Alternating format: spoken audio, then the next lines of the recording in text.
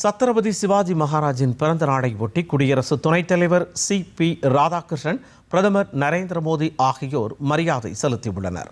இது தொடர்பாக சி.பி. ராதாகிருஷ்ணன் வெளியிட்டுள்ள சமூக ஊடக பதிவில், சுயராஜ்யத்தின் சிற்பி, தர்மத்தின் பாதுகாவலர், அச்சமற்ற போர் வீரர் மற்றும் மக்களை மையமாக கொண்ட நிர்வாகத்தின் வீரர் சிவாஜி என்று புகழாரம் சூட்டியுள்ளார். சிவாஜியின் வாழ்க்கையும் அவரது லட்சியங்களும் வலிமையான தன்னம்பிக்கை கொண்ட மற்றும் வளமான தேசத்தை உருவாக்க ஊக்குவிக்கின்றன என்றும் சி.பி. ராதாகிருஷ்ணன் குறிப்பிட்டுள்ளார்.